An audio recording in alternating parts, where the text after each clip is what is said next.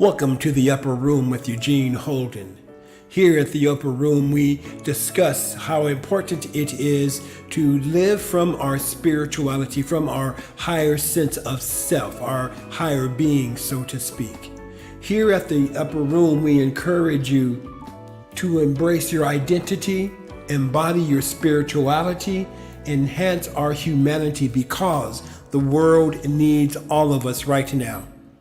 Today, my special guest is the Reverend Dr. Raymont Anderson, and we will be discussing the importance of living from our true, authentic selves so that we may be a beneficial presence on this beautiful planet that we call home. Welcome to the Upper Room. Yes. Good afternoon, good morning, good day, everyone. Welcome to the Upper Room. I'm Eugene Holden. And here at the Upper Room, we dive into the current events, what's going on today. And not only that, though, looking at why we may be in the situations that we're in, but more importantly, how we can use our spirituality, call it whatever you want to call it, your spirituality from your higher self, your higher power to flow through this thing called life. And today I have the honor and the privilege of having a good friend of mine on, and that's the Reverend Dr. Raymont Anderson. Let me tell you a little bit about Dr. Raymont Anderson. Dr. Raymont is an ordained Center for Spiritual Living minister and serves as the founding minister and the spiritual director of the Center of Spiritually Integrated Arts, the director of the Center of Spiritually Integrated Arts, which is a Centers for Spiritual Living teaching center. Dr. Raymont brings his years of being an artist, performer, educator, and lover of comics and film to all areas of his life and his ministry.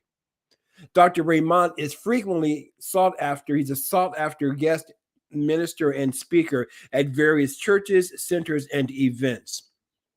In addition to his ministry work, Dr. Raymont teaches workshops related to radical self-care, living with purpose, inclusion, diversity, and more. He is also a professional visual artist, performing artist, and author. Dr. Raymont was an interpreter in the deaf community for over 25 years. He worked with the Wild Zappers and the National Deaf Dance Theater as their full-time interpreter and guest performing artist for several years. Dr. Raymont was also an ASLTA certified teacher and for many years conducted workshops and classes related to various aspects of ASL, American Sign Language. When he is not teaching, Dr. Raymont is, let me back that up. When he is not teaching, speaking, writing, creating, or performing, etc., Dr. Raymont is spending time, you're going to love this one. Dr. Raymont is spending time with his family, which includes harassing his amazing grandkids. I give you and welcome Dr. Raymont Anderson. Aloha, bonjour, guten tag, konnichiwa, ni hao, wherever you at, hello.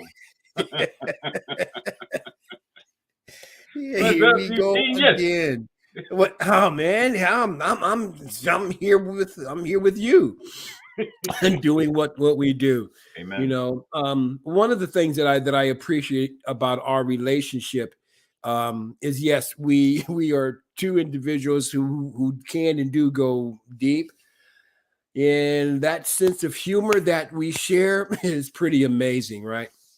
Yeah. So during this half hour, 45 minutes, whatever it will be, I'm sure that we're going to get into some very, deep conversation, but also some laughter, of course, because that's a part of this thing called life. So Raymond, I want to start off with this question here. It appears and it seems like there's a lot of strife and struggle going on, in the world. And I'm going to stick specifically to this nation, this beautiful nation of ours. What do you, from your perspective, what do you attribute that to? Well, the short and simple answer prior to the United States of America becoming the United States of America, Turtle Island did their Ah, thing. And then those who came with a certain consciousness that said, gimme, gimme, gimme, mine, mine, mine, destroy mm, and kill, laid into the very foundation of the soil this vibration of, I have to take it. And if you get in my way, I am willing to kill you to have more and more and more, because more gives me more, what they think is power, but it's actually pseudo power, but more and more. And that has been the predominant consciousness in this nation since. ever since. Yeah, I didn't expect you to go back there, but I'm glad that you did. I'm just saying, that's why I was like, well, if we're going to go there, it's Right, that right, consciousness. I mean, we can call it whatever we want to call it, the consciousness of colonization or like whatever it is. It's that, because if we really look at all of the things that, like whatever it is, segregation and racism and like wherever we look, if we look deep enough, then there it is, colonization. Okay, wait a minute. There it is there. All of it traces back right, to the consciousness of, I have to take in order to gain. I can't share. This ain't share. This is, I'm willing to listen here, Mr. Native Indian. Um, Sign this treaty, and we all get to. Come on now. The president has authorized me to give you full expansiveness. Just put your signature, yes, or thumbprint, whatever. And then as soon as the ink was still wet, as soon as it was done, the treaty was broken. right. So it's built on a whole bunch of lies, a whole bunch of greed, a whole bunch of ever since. Still today in some form or fashion. Still Um, today. that's what I'm saying. Still I today. mean, wasn't there a reversal of some Supreme Court order just recently in the last year? Yes. And I can't remember the specifics of it. And you're talking about regarding Indigenous Americans? No, but Wade versus Roe. Oh yeah, that. Yes. And Yes. then there's that, so that consciousness, that way Yes. of thinking, that frame of mind has been going on since. Yes. And for me, the thing is, what do we call this? The land of the free, home of the brave. Mm, I'm going to take brave off for a second. The land of the free. What does that mean? Right? What does that mean? And if we're going to talk about liberty and justice and equity and all the buzzwords that, can go under the umbrella of freedom, since when has removing someone's civil right, human right, right to life, liberty, and the pursuit of happiness, when did that become a thing we start removing from people? right.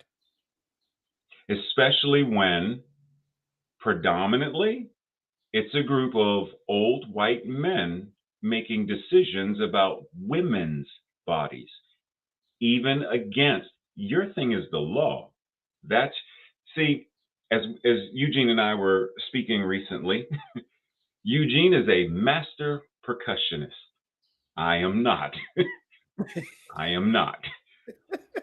I am not the expert who would be giving Eugene or dictating to Eugene or legislating to Eugene what Eugene should buy or play or for care of and maintenance of. That's not my wheelhouse.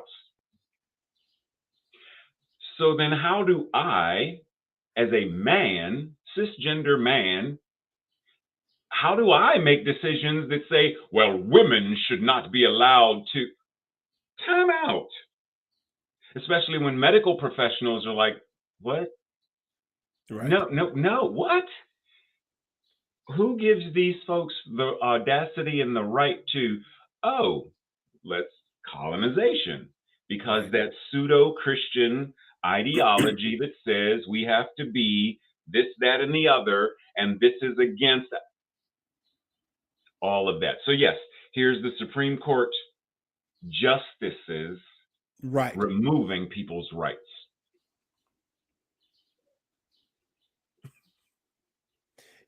It just amazes me, to that here we are in 2023.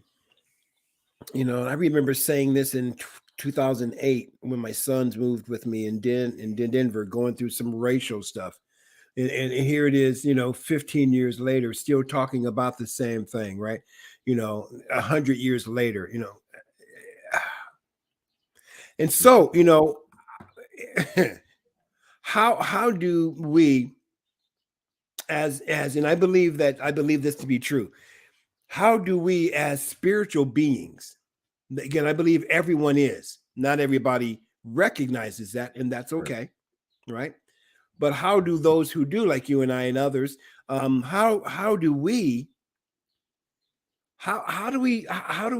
navigate through this thing called life with all of this going on? Because there's no, pretending like none of this stuff is going on. You can't do that. I've tried. It doesn't work. Right. It's all good. No, it's not. Ultimately, yes, but right about now, Yeah. See, in the absolute, yes, it's fine. Like no matter what it is, it's fine. I remind folks, like when we talk spirituality stuff, bring it down to, because talking about God from this perspective, you're not going to gather anything, you're not going to understand anything, you're keeping it very separate, you're not making it intimate or personal. Let's bump it down to the degree that says, I could have a teacup or coffee cup filled with coffee and then put some poison in it. Now we know that it's toxic. I just showed you I put some poison in it. It's going to kill you if you drink it. So on one level, it is not, but it's all good. It is not. But if we all the way down to the level of the atomic structure of it, there's nothing in there that says, well, that atom is bad and that molecule is bad. They're doing what they do at the atomic, molecular, quantum level. They're just being what they are energetically. But bring it to the human level and I drink it, I'm not going to be here in this form no more. And then my dead corpse will be on the ground, and yet those same atoms and molecules will still be moving, right? Even though I am not. So on one level, yes, it is all good because it is all God. But that does not mean to deny or ignore the reality of it's harmful, it's poisonous, it's toxic. I'm like, why is it so difficult for people to really gather enough? Oh, because colonization does the whole look into my eyes. Don't look at what the hand and the hell of her hand is doing, and then they move the card, and then pick which one. Like it's a sleight of hand trick. So to answer your question, one of the first things that comes to mind for me is regarding, well, what am I to do? Right. And I've been really encouraging others to, marinate on the same kind of concept. When Mamie Till Mobley's son, Emmett Till, was lynched, and, she gets to the point where she's like, okay, number one, I'm going to show the world what these people did to my son. Right. And then she gets to a point where she says, so there was a time when, I'm up in Chicago, I'm comfortable in the apartment, and I was up. What's going on with those Negroes in Mississippi? That's their thing. It's nothing to do with me. Till they killed my son. And then I realized that the business of any of us anywhere had better be the business of all of us everywhere. Just like Fannie Lou Hamer said, nobody's free until everybody's free. That's right. So for me, how do I liberate me to then be able to assist in liberating others? It's the Harriet Tubman consciousness, right? Harriet Tubman had to get herself free first, before the Underground Railroad could become a thing for her to then do the same thing for others. So what is mine to do? How do I live my spiritual practice in such a way where I am as real as I can possibly be, as authentic as I can possibly be, as vulnerable as I can possibly be. Because in that process, one, it's actually building my quote unquote, my spiritual muscles. But then it also enables and empowers others to recognize they're not alone. Trauma, pain, suffering, fear. There are other people, because I'm sure there are folks that you know who will not tell you what's really going on in their lives, because on some level in their mind they think, well, I don't want Eugene to think less of me because Right. he's a practitioner at this level and I'm a practitioner at this level, and if I share with him what's really going on in my life, then so I'm not going to share. And we actually do a disservice to everyone when we do that. Right. So how can I, what is my process of how can I be as open, honest, real, authentic, vulnerable as humanly possible in every area of my life? I don't know. Did that answer his question? I don't know. What was the Yeah, it did. question? Yeah, it did. Yeah, it did. It did. It did. And there is a word that you used. You said twice. Well, there are a few words you said twice, but this is the one that I want you to elaborate on, and that's vulnerability. Being vulnerable, because when you look up the definition, or when I look up the definition, it speaks about a weakness, right? That there's that part of the wall is vulnerable, right, or whatever it is. But at the retreat a year or so ago, you and I, we were at with the practitioners. There was something that, let me just do it this. Let me do it this way, Ray. Speak to us about vulnerability, being vulnerable. What does that mean for you? For me, so I'm going to use an analogy. We understand that human contact, physical contact, is extremely important. If a baby is denied the loving embrace of whoever the caretaker is, there are certain things that the baby goes through. They atrophy emotionally and stuff because they're not receiving the loving touch. So as a culture, what we have done is we have taught ourselves how to put armor upon armor upon armor upon armor. And then we get to a point where, like, I'm gonna use you and me. We're heavily armored, like we're ready to fight in King Arthur's army. And then we're gonna give each other a hug. Clink, clink. But our heart space, because my armor is about 8-9 inches away from my heart, your armor is about 8-9 inches away from your heart. So that's like 20 inches right there. So we can't even. Well, wait, clink, clink, clink. What? Okay, I'm not. Vulnerability is, I have no reason to be in my armor if I'm going to hug you. Vulnerability says take it off. Vulnerability says be in a state of understanding that you can't really be hurt. Right? Like when I'm being vulnerable online on social media, because people have said to me, Ray, you share stuff like, aren't you scared that someone will? No, I'm not. Right. No, I'm not scared that someone will, judge me as a minister because of, or judge me as a practitioner because of, or no. Why would I operate from that space of fear? And even to the degree where people say, well, aren't you afraid that, by being out there that, someone may try to kill you? Well, I have a stalker right now who tried to kill me in 2000. Traveled from Pittsburgh. I was living in Richmond, Virginia. Traveled from Pittsburgh to Richmond. Attacked me at like 3 o'clock in the morning while I was asleep. Tried to kill me. Then made his way to Florida. Got snagged up, captured, locked up, and then shipped back to Pittsburgh, where they put him in a mental institution for a while. But he's back out.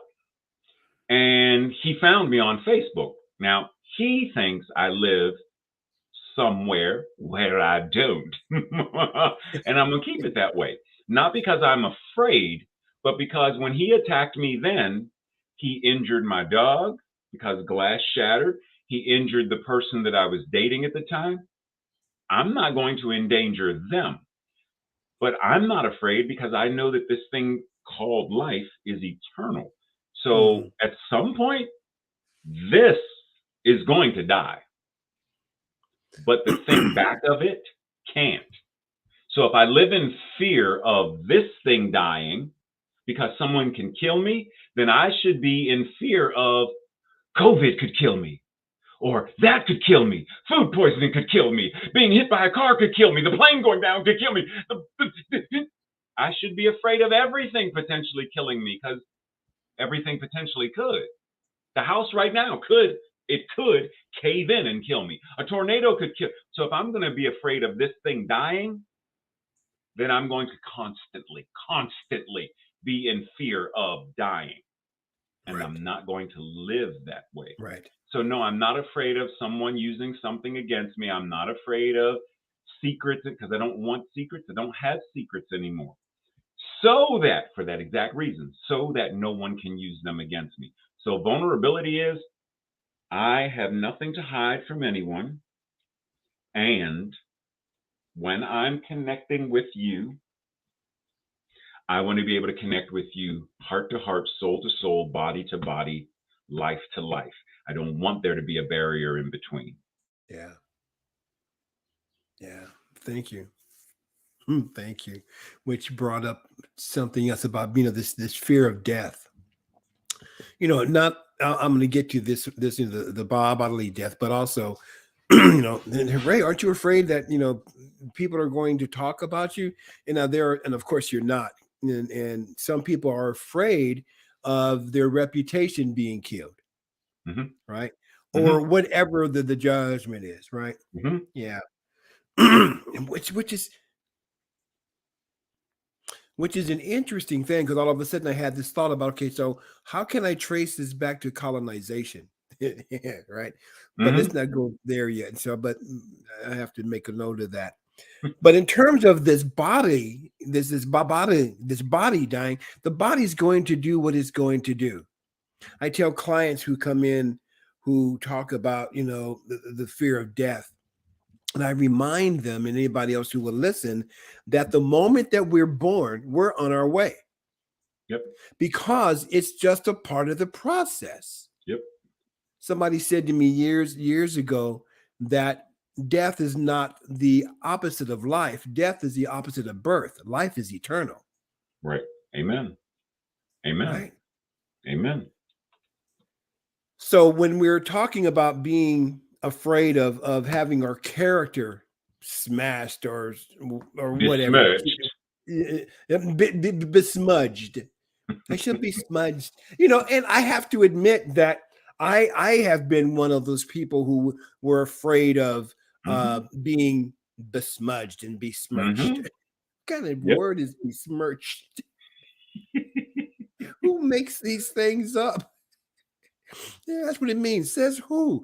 Um, and because of that experience, I know how it feels to live in fear, Mm-hmm. waking up afraid. Uh-huh.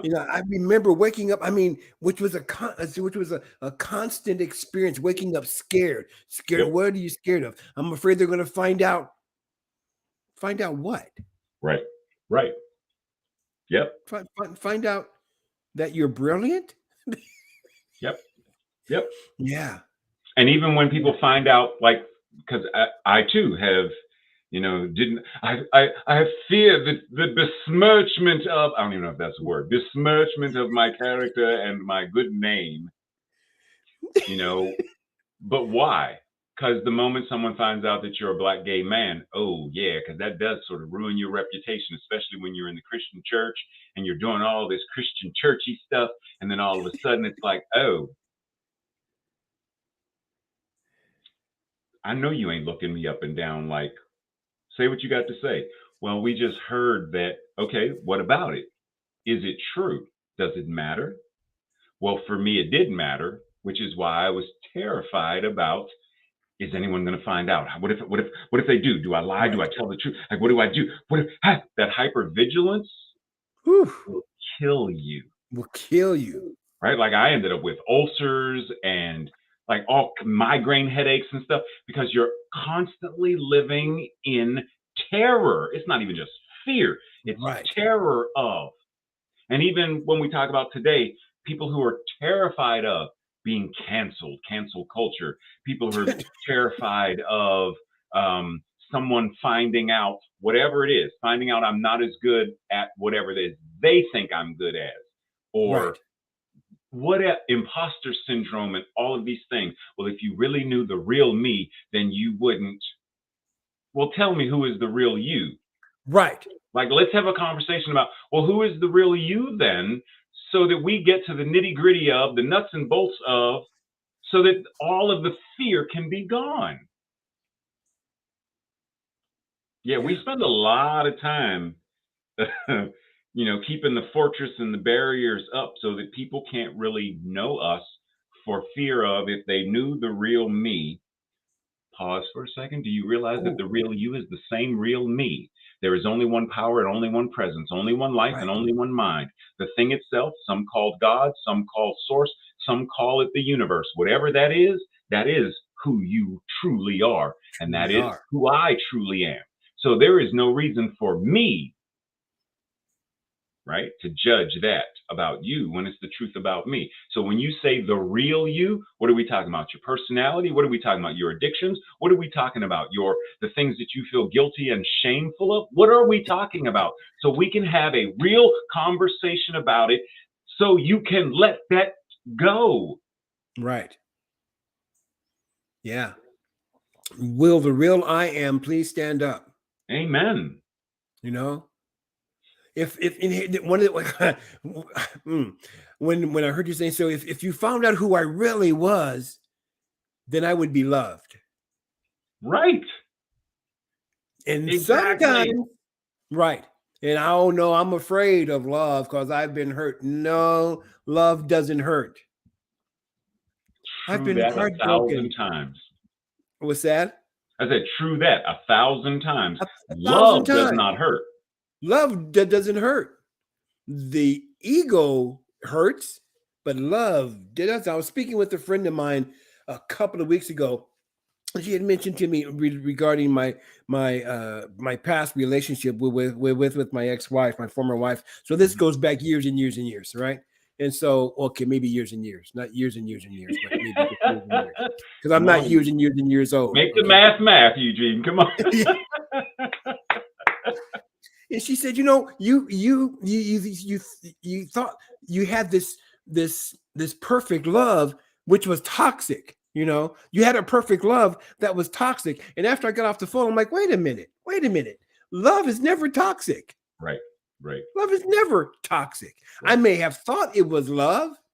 I may have, but right, she didn't. Whatever that was. But the point is that love is never toxic. right, Love does not hurt. The heart doesn't break. The ego breaks. right, I came right. across something, man, along that line where we sometimes experience what they call the dark night of the soul. No, Hmm. it's just the dark night of the ego. It's the healing of the soul. Right, I'm right. like, whoa, yeah. Well, we need to bless him. We need to pray for his soul. Right. It's perfect. Right. Exactly. Exactly. Exactly. Yes. Yes. We And make I was going to say, and I remind folks that, yes, when you come out as a more authentic, whatever, real, whatever version of yourself, so you let people know that, you know, these are the things you have struggled with, or that you're gay, or whatever it is. Does that automatically mean that everyone's going to appreciate you and love you for no, it doesn't. Because that's their thing, though. That's right. their thing. Has Right. nothing to do with you. So I also remind them that yes, coming out of whatever it is, coming out as a nerd, coming out as LGBTQ, coming out as a proud Black person, like whatever that is, there are going to be people who are like, what? Wait. What just happened? Jeremiah used to sit back in the quiet. Now all of a sudden Jeremiah is like, I need a new black friend. He's too loud now. Like what? What? What? No. Mm-mm. Right. Nope. Not playing that Mm-mm. game anymore. No. Mm-mm. Mm. Mm. Uh. Has me go to, we've talked about this before, about not ordering from the 99-cent menu, right? And not living from the 99-cent menu. I don't want any chicken nuggets. I want the top of the line. Why? Because I am the top of the line, as Amen. all of us are. Yeah, man. Amen. Amen. Far too many of us. Now, okay, let's bump it down to in the real nitty gritty of the world. Yes, there are many people who live in a food desert where the 99-cent menu is Yes. currently what they are relegated to, just because of, once again, colonization and the effect of what it means to put these certain stores in certain areas, which Mm. until such time as that system is changed, then yes, that is a thing. And yet there are many of us who have the variety of options, and we still do 99-cent menu, dollar menu spirituality and religion. We do 99-cent dollar menu politics and education. We do relationships, self-care, self-worth. We are choosing to select from, well, Ray, it's better that she slaps me every day and it hurts, but it's better for me to do that than not have. Isn't it better to have love than no love at all? What? That's not. Didn't you hear what Eugene said in the upper Right. room? That's not love. That's not You're. love. That's not love, and that's not nutritious. Not the way it could be. Food. Nourish yourself with the fullness of what is available to you, with your spirituality, with your self care, with your self worth, with your relationships. You don't settle for, you're settling for, I don't even know what's behind. Okay, in a plane, you get first class, and then what? I guess in the back it's coach. What's after coach? Outside the plane, which means fall. You're settling for outside the plane. Right. You're not going anywhere then. So, like, stop settling for that. Make up your mind that I deserve a 5-star menu. I deserve a 5-star meal. And what does that look like in your relationships, in your finances, in your wherever you go, as a church, a synagogue, a mosque, a center, whatever?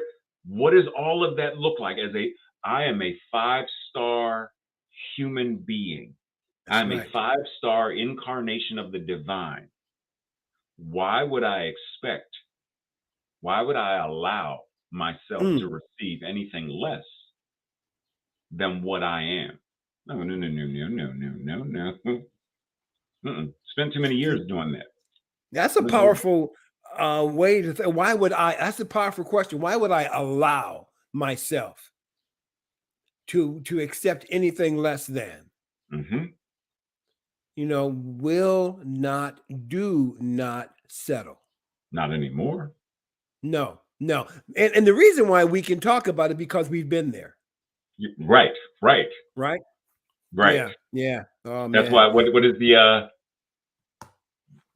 Greek mythology? Chiron, the wounded healer, because of his wound, is what gave him the capacity to have greater empathy and understand the pain that another was going through, for him to then be able to be more effective as a healer for them. Right. Because we've been on that side of, won't somebody love me, please? Please, God, please. Right, right. I promise, dear Lord and baby Jesus, I promise that if you just give me this one thing, I promise I'll never do A, B, C, D, E, F, G ever again. Why are you bargaining with the universe? Bargaining with God.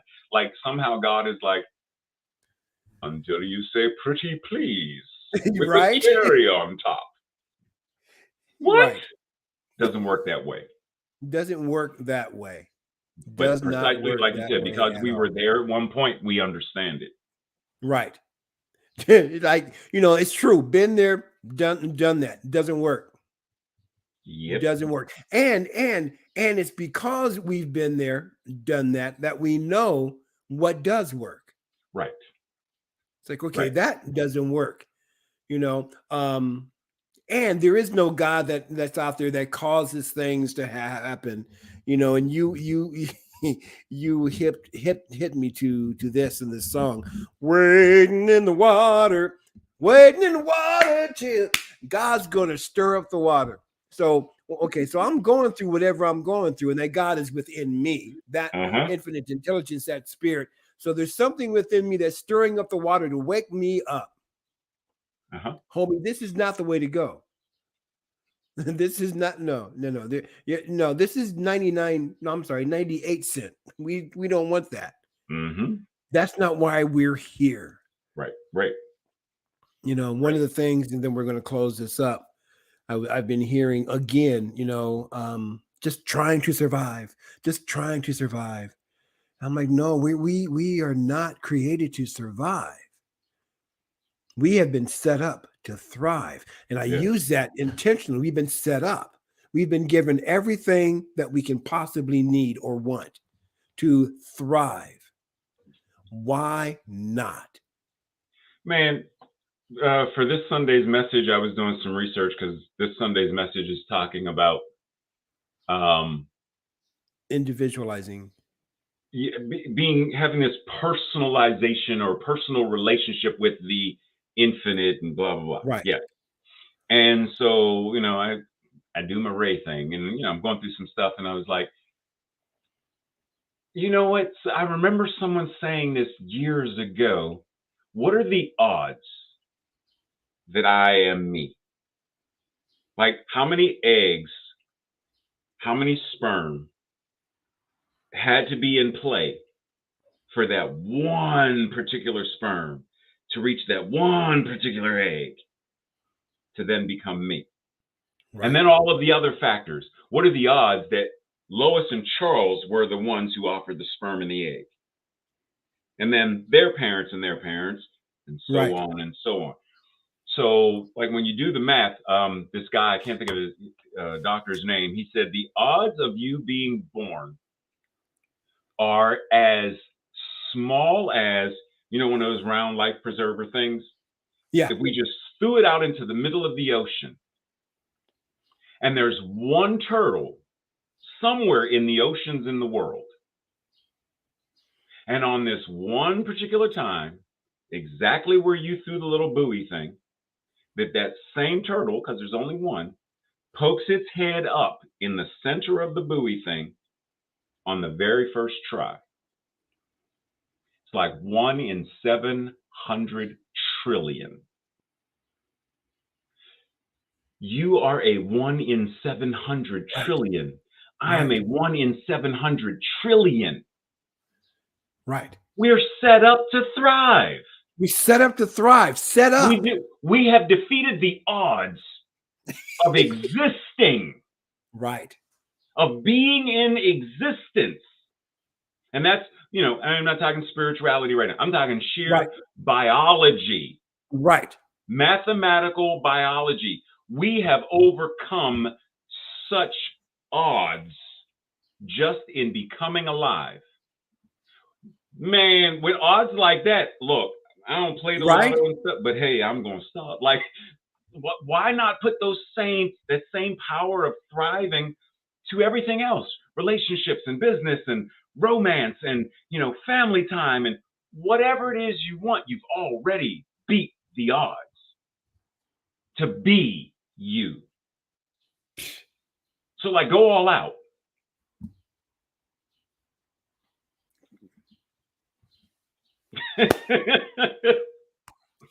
Again, two of my favorite words. Why not? Mm-hmm. It's not possible. And the people may think I'm nuts on this one. Oh, they think I'm nuts regardless. I don't care. It's not possible for us to fail. Not It's true. not possible. Nope. It's not possible for us to not be loved. Yep.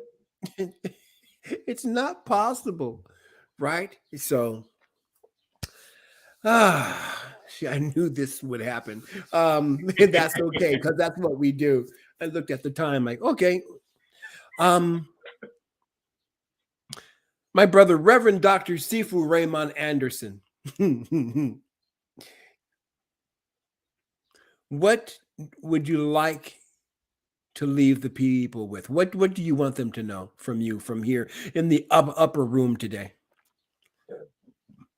So, piggybacking off of what you just said, you cannot fail and you cannot be void of love. So, think about what it is you want to experience in your life. Do you want to experience greater connection with family? And that may mean family of choice, family, friends.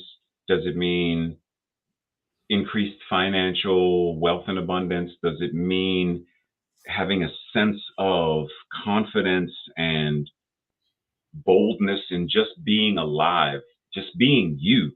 Whatever it is, what is it that you want to experience? And then find and surround yourself with people who help you be that, help you do that, and help you have that. And anyone or anything, I don't care what it is. I don't care if it's the church you go to. I don't care if it's the minister that you have. I don't care if it's your next door neighbor. I don't care if it's your mom. Because I had this relationship with my mom. If the person is siphoning your life energy away from you and makes you feel less than, makes you feel unloved, makes you feel like a failure, then that's not the place for you. So surround yourself, be in community where you are truly acknowledged and honored and celebrated and supported. And if you don't know how to find it, I'm sure, reach out to me, reach out to Eugene, reach out and touch. Like, there are enough people out here. Find what you want and let the community help build it with you. Yeah. Thank you, thank you, thank you. Thank you. My dear brother, I want to thank you. I like this, how that just comes in. I want to thank you for being on the upper room today, man. And this is the first time that you were on, but it won't be the last because, this is what we do. Amen. All righty. Thank you, everybody, for tuning in. I'll see you next week on the upper room, Wednesdays at 12 noon Eastern Standard Time. Peace and blessings.